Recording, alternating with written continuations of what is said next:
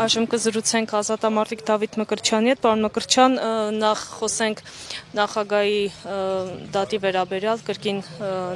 երրորդ նախագահ Սերժ Սարգսյանին դատում են, ինչ կարող եք ասել սրա վերաբերյալ։ Դե ասեմ նույնը Լուսինե ջան, որ ինչի համար են դատում են, որ մնացած Հայաստանն էլ տան։ Վերջ-վերջո Արցախը որ հանձնեցին, այս ծրագրով որ սրանք եկան,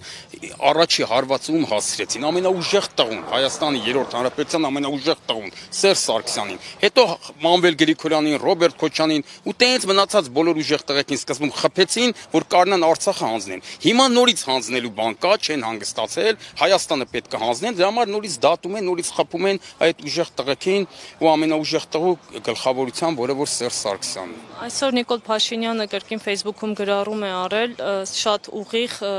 հայհոյանքներ հնչեցնելով կոնկրետ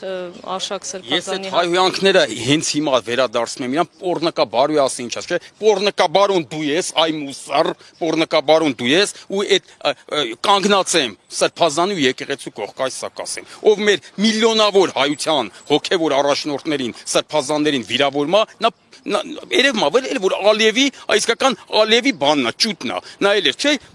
Արցախի հանրապետության դրոշը որ եկավ տրորից, դա գիտեք ինչ կա, դա կոռեկտություն չէ, էլի, թեկուզ հաղթում ես թշնամու նկատմամբ, պետք է այդ ձևի քեզ չպահես։ Հիմա սա է միլիոնավոր հայերի կաթխիկոսն է, մեր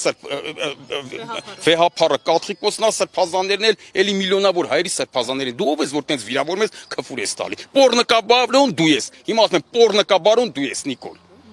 Իսկ ըստ ձեզ ինչպես պետք է լինի եկեղեցու արձագանքը, կրկին ավարարի ճակատամարտ, պետք է ավարարի ճակատամարտ տանք սրանց դեմ, եկեղեցին պետք է կազմակերպի, ազգային ազատագրական պայքար դիմաղենք սրանց դեմ, տանք ավարարի ճակատամարտ, Լուսինե ջան, այս սա է։ Շնորհակալ եմ։ Ես էլ ձեզ։ Այս մեր քրոջներ փուրը կողքը կանգնած են։ Ուզում ես ես էլ բերեք մի հատ ասեմ, քեզ էին չէ խփել, հա, կողքը կանգնած այդ մուսարների մեր քրոջ լրագրող մերին, ելեք ես նայեցի, կողքը կանգնած են մերի ջան, ու այդ մուսարների ձեռը մենք իջացնելու ենք, որ դրանց ձեռքը երբեք չբարձրանա ձեր նման սիրուն հայուհիների ու լրագրողների վրա։ Ու այդ մուսարներն են, որ նաև ոստիկանության անվան հետ են խաղում։ Սրանք փորձում են ոստիկանությունն էլ վերածեն մուսարանոցի, բայց մենք դա էլ թույլ չենք տալու։ Շնորհակալություն։